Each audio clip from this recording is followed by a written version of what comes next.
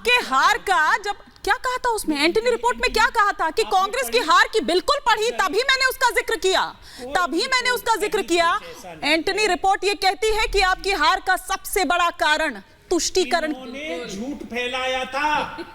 Antony की report करते हैं हमारे प्रिय, उसमें भी राकेश त्रिपाठी जी आकर टाइप कर चले गए थे। क्या कर रहे हैं? हाँ, नहीं, पहले एंटनी रिपोर्ट पर रहिए। आपने सवाल उठाया कि आपने पढ़ी भी है, मैंने पढ़ी है इसीलिए जिक्र किया। नहीं, पहले एंटनी रिपोर्ट पर आइए ना। अब मैं तथ्यों के साथ कह रहा हूं, पहले एंटनी रिपोर्ट पर आइए, पे बात कर रहा हूं। पहले यकीन नहीं कर रहे, पहले एंटनी रिपोर्ट पर आइए, उसके बाद उस पर भी आएंगे। मैंने तो पूछा कि आपका सर्वे क्या है, जो किसी को समझ ही नहीं आ रहा है। मोदी जी को समझाना पड़ रहा है, प्रेम जी को समझाना पड़ रहा है। हमारा सर्वे होगा भारतवर्ष का। तो सुनिए ना, क्यों ना अपने से ही शुरू करें। सुनिए ना, कहते हैं कि कोई भी अच्छा काम ना खुद से शुरू करना चाहिए। नेशनल हेराल्ड से शुरू किया जाए, नेशनल हेराल्ड से शुरू किया जाए। सुनिए ना दुष्यंत जी, धारा प्रवाह बोलने से थोड़ी कुछ होगा। साधन क्या है दुष्यंत जी, जानकारी हम निकालेंगे। दुष्यंत जी, टेबल तो मैं भी पीट सकती हूँ, लेकिन सवाल सुनिएगा कि नहीं? 1 लाख रुपया दुष्यंत जी देने का काम करेंगे। आपका चुनावी मंच नहीं है। सुनिए, हम गरीबी दूर करेंगे, सुनिए, हम लोगों को पैसा ना देंगे। सर, घर से शुरू होता है।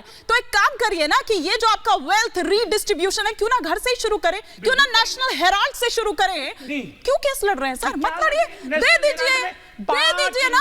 केस क्यों लड़ रहे हैं? लेन देन हुआ क्या?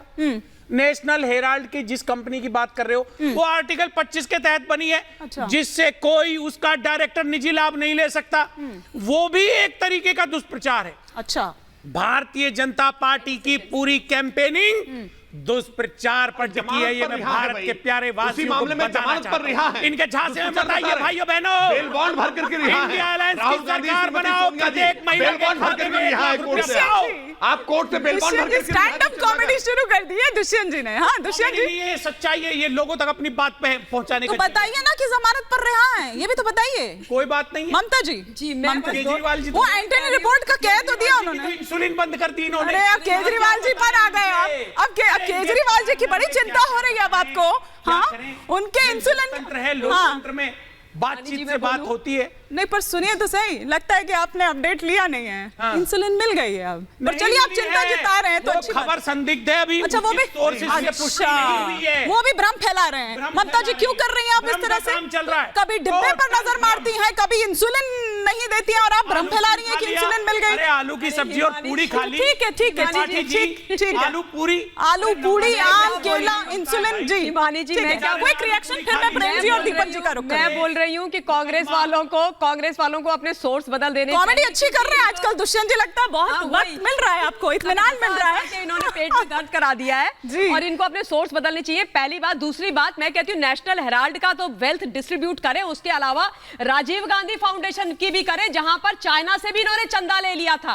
अच्छा, तीसरी बात, अभी इन्होंने 1 लाख रुपए की बात करी ना, राहुल गांधी ने अभी कुछ दिन पहले भाषण दिया था। उन्होंने पता क्या बोला? अगर हमारी सरकार आएगी ना तो हम लोग खटाखट 1 लाख रुपया बहनों के खातों में डाल देंगे। मैं राहुल गांधी से ससम्मान ये पूछना चाहती हूँ, बंधुवार, ये खटाखट उसके बारे में भी थोड़ी बात कर लो, जो आपने 2019 में 72,000 रुपए देने की बात करी थी। 3 प्रदेशों में आपकी सरकार है, जा रहा है पैसा खटाखट। राहुल गांधी केवल एक तरफ खटाखट चल रहा है और कुछ नहीं, और उसके बाद दुष्यंत जी को बोलते हैं जाओ बेटा चिल्लाओ। दुष्यंत जी और ममता जी, आप दोनों को रोक रही हो। अच्छा, गजब चल रहा है, एक तरफ खटाखट चल रहा है और एक तरफ टकाटक चल रहा है। गजब चल रही है, गजब, आज गजब की कॉमेडी चल रही है। अच्छा, एक सेकंड, एक बड़ी खबर आ रही है, जरा मैं उसका रुख करूं। अब खटाखट पर भी आएंगे और टकाटक पर भी आएंगे। एक बड़ी खबर इस वक्त, बड़ी खबर आ रही है। कांग्रेस पर स्मृति ईरानी ने हमला बोला है, कांग्रेस की लंका में आग लगानी है, कांग्रेस पूरी तरह से भ्रष्ट है। इसका थोड़ा सा मतलब हम समझेंगे, लेकिन पहले सुन लेते हैं क्या कुछ और कह रही हैं स्मृति ईरानी जी।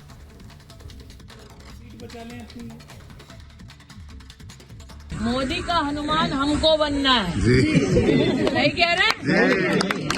मोदी का हनुमान हमको बनना है, कांग्रेस की भ्रष्ट लंका में अपनी पूंछ से आग लगाना और ऊपर जाकर कमल का बटन दबाना है, राष्ट्रभक्त मोदी को जिताना है।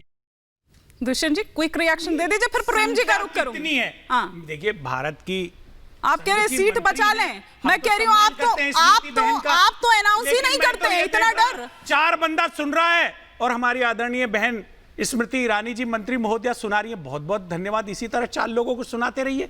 जनता गायब है, घर बना लिया है उन्होंने अपना, वहां पर आई थी ना वो तस्वीर हो रहा है भाई। हाँ। पहले चरण के, और आप अपना घर छोड़कर भाग गए। सुनिए ना, उन्होंने तो घर बना लिया, मतदान हुआ है ना, और उत्तर प्रदेश की संख्या 1 से लगाकर 8 तक जनता वही है, जहां मतदान हुआ है, भाग गए। भाजपा के कमेटी वो कैडर था, वो घर लेट गया। बहुत हुई झूठों की बरसात, राहुल अब की बार इंडिया 9-11 गायब हो गए जैसे गधे के सिर से सींग। ठीक है, केवल वो भागे और एक सेकेंड मैं बता रही हूँ, आप दोनों को रोक रही हूँ। प्रेम जी, क्या मुद्दों का अभाव हो गया है, इसीलिए इस तरह की चर्चा तक आ चुकी है बात दूसरा चरण आते आते तक? मुद्दे तो दिख रहे हैं। पहले चरण के चुनाव में जनता ने महंगाई, बेरोजगारी, इन सब पर अग्निवीर का विरोध किया, ये सारे मुद्दे रहे। 50 से 70 इलाकों में जनता ने सत्ताधारी दल के जनप्रतिनिधियों को खदेड़ा। ये पहले चुनाव के थे, मुद्दे तो सेट हैं। इसके अलावा इन मुद्दों से ध्यान भटकाने के लिए ही कम्युनल पिच पर लाया जा रहा है। अच्छा, कि कम्युनल पिच पर बातचीत होगी तो हिंदू मुसलमान हो जाएगा बड़े आराम से। संख्याएं देखते हैं कि हिंदुओं की ज्यादा है, हिंदू बन के वोट करेंगे तो हम जीत जाएंगे, तो मुस्लिम बन के वोट करें तो 80-20 हो जाएगा।